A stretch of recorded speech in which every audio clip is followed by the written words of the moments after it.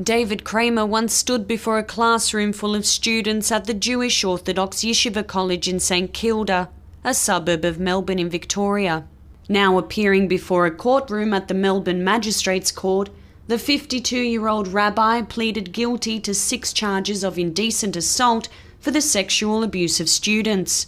The court heard that Kramer taught at the college in the 90s and fled to the United States after rumours surfaced that he was sexually assaulting students. While in the States, Kramer was charged with assaulting a 12-year-old boy and sentenced to 7 years imprisonment.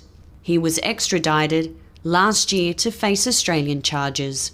This incident, an Australian first, has advocates, support groups and national bodies such as Adults Surviving Child Abuse, hoping that it will encourage other victims to step forward. I think it's very good encouragement for other survivors to come forward in that process, and hopefully for perpetrators and those who've also been complicit in covering up the crime of child sexual assault to come forward, stand up, own what they've done and be made accountable. Dr. Kesselman hopes that the Kramer case will have a domino effect on others who have the responsibility of caring for children, and that the Australian Royal Commission investigation into responses to institutional child sexual abuse cases will finally discover the truth behind what has been occurring in various institutions. And that institutions will finally see that the needs of children must be prioritised over the needs of the institution and the hierarchy. Such needs will hopefully shape a system in which adequate policies and monitoring systems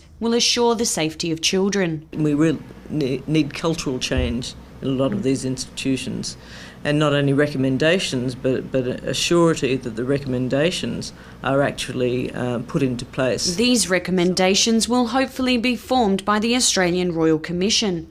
The 6-member 3-year investigation had its first hearing at the start of April, in the hope that the estimated thousands who have been subjected to such trauma will be heard. In a statement made to Australian media, founder and president of Capital Jewish Forum and child sex abuse survivor Manny Wax described the event as a monumental moment for all victims and a watershed for the Australian Jewish community.